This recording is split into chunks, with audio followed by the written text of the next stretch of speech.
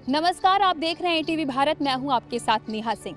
8 मार्च को अंतर्राष्ट्रीय महिला दिवस मनाया जाता है और इस दिन महिलाओं को सलाम किया जाता है। शास्त्र कहते हैं यत्र नार्यस्तु पूजते रमन्ति तत्र देवता, यानी जहां नारियों का सम्मान होता है, जहां नारियों को पूजा जाता है, वहां देवताओं का वास होता है। ईटीवी भारत के इस स्पेशल वुमेन्स डे प्रोग्राम में हम आपको बताएंगे नारियों से जुड़ी उन तमाम बातों को जो वो अपने क्षेत्र में फेस करती हैं। इस स्पेशल प्रोग्राम में हम बात करेंगे नारियों से, बात करेंगे उस शक्ति की, बात करेंगे उस ऊर्जा की, बात करेंगे उस ममता की जो शिव शक्ति में शक्ति के रूप में पूजी जाती है और पूरे सृष्टि का आधार मानी जाती है। यहाँ हमारे साथ कुछ महिलाएं जुड़ी हैं जिनसे हम जानेंगे कि आखिर आज के ही दिन यानी महिला दिवस मनाने की आखिर ज़रूरत ही क्यों पड़ी। हमारे साथ निधि से हम बात करना चाहेंगे। निधि से जानेंगे कि निधि, आप मुझे सबसे पहले ये बताइए, महिला दिवस मनाने की ज़रूरत क्यों पड़ी? नेहा, ये जो आपका सवाल है ना कि महिला दिवस मनाने की ज़रूरत क्यों पड़ी, ये अपने आप में सवाल है कि हम आखिर क्यों महिला दिवस मनाते हैं। क्या हम महिलाओं के आज़ादी की बात करते हैं, हम महिलाओं के सशक्तिकरण की बात करते हैं, तो क्या हम एक ही दिन में सब कर लेंगे? क्या एक ही दिन हम महिला दिवस, आज हमने 8 मार्च को महिला दिवस मनाया और हम सब महिलाओं को जागरूक कर लेंगे? ऐसा नहीं है। जैसे पीएम मोदी स्वच्छता अभियान चला रहे हैं, कैंपेन चला रहे हैं कि महीनों महीनों चल रहा है, तब जाके कहीं लोग जागरूक हो रहे हैं, ग्रामीण असर पड़ रहा है। ग्रामीण क्षेत्र हो चाहे शहरी क्षेत्र हो, महिला दिवस मनाने की ज़रूरत हमें हर जगह है। खासतौर से ग्रामीण क्षेत्रों में तो सबसे ज़्यादा ज़रूरत है। वहाँ महिलाएं जागरूक नहीं हैं और शिक्षा का भी एक बड़ा असर है कि अगर महिलाएं शिक्षित नहीं होंगी तो उन्हें अपने हक नहीं पता होंगे, हक नहीं पता होंगे तो हम नहीं जानेंगे कि हमें क्या करना है, क्या नहीं करना है। और एक महिला को महिला का साथ देना चाहिए। ये बहुत अच्छी बात आपने बोली, महिला को महिला का साथ देना चाहिए, ये बड़ी बात है। सत्यभा, मैं आपसे जानना चाहूँगी, क्या आपको लगता है कि अभी भी महिलाओं को पुरुषों से कम आंका जाता है? जी बिल्कुल, ये कह भी सकते हैं कि महिलाओं को पुरुषों से कम आंका जाता है कुछ जगहों पर, और कुछ क्षेत्रों में कह सकते हैं कि महिलाओं को पुरुषों के बराबर देखा जा रहा है। जैसा कि अब ऐसा हो रहा है कि महिलाओं को हर चीज़ का अधिकार चाहिए। इंजीनियरिंग फील्ड में भी देखिए तो पुरुषों से कंधे से कंधा मिलाकर महिलाएं काम कर रही हैं। सही कह रही हैं आप, हर क्षेत्र में महिलाओं ने अपना परचम लहराया। जी बिल्कुल, और जैसे कोरोना टाइम में हुआ तो उसमें देखिए तो जितनी विमेंस वर्कर हैं, हेल्थ वर्कर्स, वो आगे बढ़ चढ़ कर काम की हैं। मीडिया क्षेत्र में देखिए तो आप पॉलिटिकल डिबेट्स में देख लीजिए, ये जो हमारे टीवी एंकर्स हैं कितना बढ़ चढ़ कर हिस्सा लेती हैं और बड़े से बड़े नेताओं के छक्के छुड़ा देती हैं। अब मैं बात करूंगी कोमल से। कोमल, अक्सर ऐसा देखा गया है महिलाओं को एक सीमित क्षेत्र तक रख दिया गया है।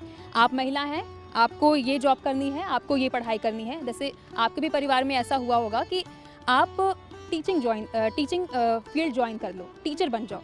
आप एक मीडिया क्षेत्र में आई हैं, कितनी चुनौतियों का सामना करना पड़ा है क्योंकि ये क्षेत्र पुरुषों के लिए ज़्यादातर जाना जाता है। क्या कहेंगे? पहले तो नेहा, मैं आपको महिला दिवस की बहुत बहुत शुभकामनाएं दूंगी और इसके बाद मैं ये कहना चाहूँगी कि ऐसा बहुत ही ज़्यादा, मतलब सच में ऐसा होता है, चाहे वो शहर की बात करें, ग्रामीण की तो बात ही इस मुद्दे पे ना करें, क्योंकि वहाँ पे महिलाएं 12वीं पास करने के बाद ये होता है कि अब तो बस शादी करनी है। बहुत मुश्किल ही होता है, बहुत कम हमने देखा है कि गांव से निकल के कोई लड़की आई हो और किसी अच्छे फील्ड में वो गई हो। इसमें ये बात भी देखा जाता है संसाधनों की कमी कहीं ना कहीं। हाँ, संसाधनों की कमी है, लेकिन उससे ज़्यादा जागरूकता की कमी है।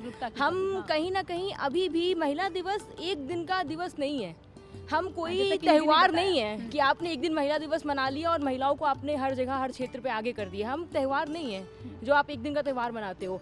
जब हम बात करते हैं पुरुष और महिला समान है, तो फिर यहाँ पे महिला दिवस जैसा मुद्दा ही क्यों उठता है? आप जब ये कह रही है कि एजुकेशन के लेवल पे हम लोग कहाँ पे हम खड़े होते हैं, तो लोगों को घर पे बाकी लड़कियों से कहा जाता है कि आप इंजीनियरिंग की लाइन में सिविल की आप बात करो। सिविल में लड़कियाँ कितना कम काम कर पाती हैं कि कैसे करेंगे, लेकिन ऐसा नहीं है।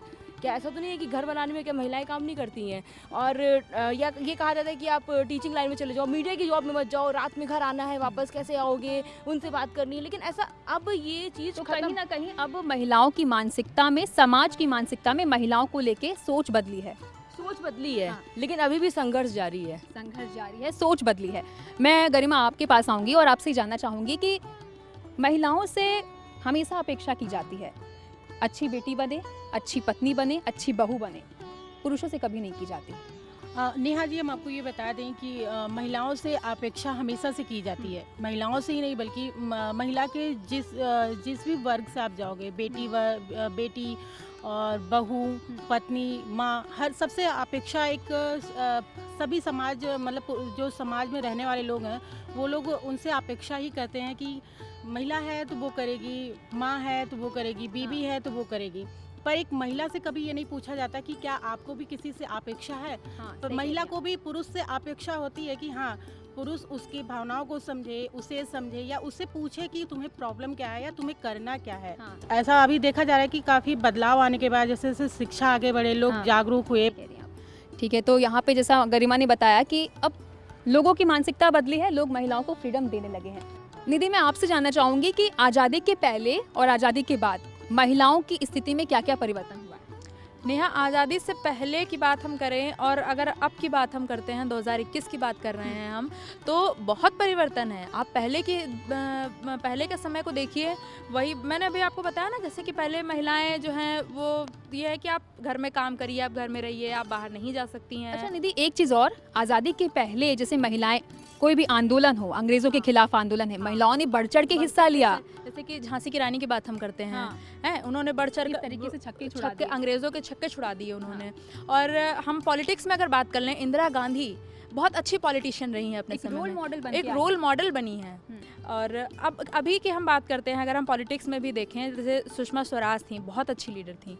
और प्रियंका गांधी की बात करते हैं, हम स्मृति ईरानी की बात करते हैं, वित्त मंत्री निर्मला सीतारमण की बात करते हैं। तो अगर हम बात करें कि फाइटर जेट उड़ाने की बात हो तो भी महिलाएं बहुत आगे हैं, और अगर घर में काम करने की बात हो उसमें भी महिलाएं आगे हैं। पहले की अपेक्षा और अब में बहुत परिवर्तन। तो कहीं ना कहीं देखा जाता है ना कि महिलाओं को अगर आप वो अधिकार देंगे, अगर आप उनको वो मौका देंगे, शिक्षित करेंगे, आप उनको मौका देंगे, आप उनको उनके अधिकार देंगे, तो वो महिलाएं पुरुषों के साथ कंधे से कंधा मिला के चलेंगी। सही कह रही हैं आप। अंकिता, मैं आपके पास आऊंगी और आपसे जानूंगी कि आप मीडिया प्रोफेशन में हैं, तो कार्य क्षेत्र में किन चुनौतियों का सामना करना पड़ा? पहली बात तो मीडिया के क्षेत्र की बात हो या फिर किसी और क्षेत्र की बात हो, महिलाओं को कहीं ना कहीं इनसिक्योरिटी फील होती है कि हम ऑफिस जा रहे हैं और पुरुष भी है, क्योंकि वो मानसिकता चली आ रही है हमारे साथ कि लोग क्या कहेंगे, कैसे कपड़े पहन के किसी के सामने जाएं।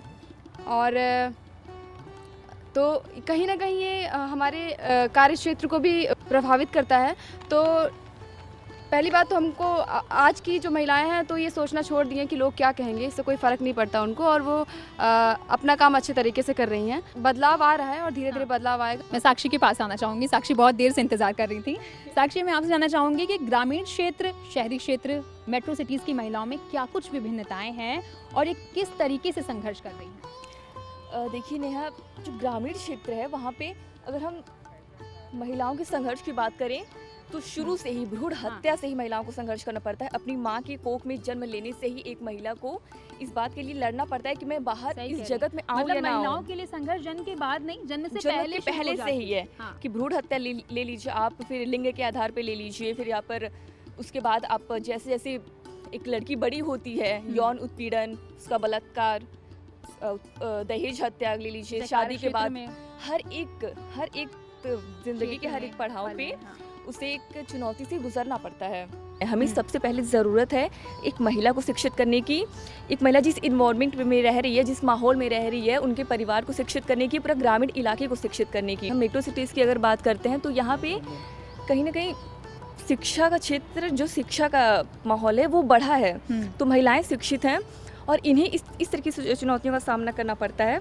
उन ऑफिस में जाने के बाद अपने आउटफिट को लेकर या फिर अपने लोगों की मानसिकता को लेकर इन्हें चुनौतियों का सामना करना पड़ता है। साक्षी, आपसे मेरा एक पर्सनल क्वेश्चन है, क्या आपकी फैमिली में कभी आपको और आपके भाई को कभी कंपेयर किया गया है? सवाल तो लाजमी सा नहीं है, हमारे परिवार में तो ऐसा कभी कुछ हुआ नहीं है। पर सामुदायिक तौर पे देखें तो सही है, काफ़ी जगह ऐसा होता है।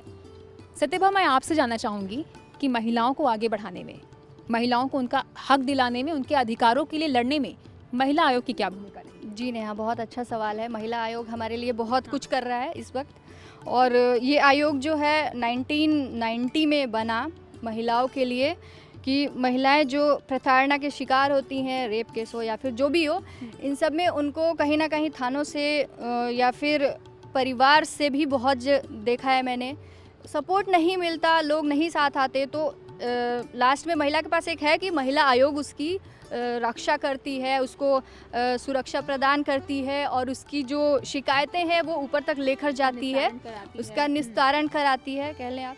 महिला अबला नहीं, महिला सबला है, यानी किसी भी स्तर में महिला कमजोर नहीं है।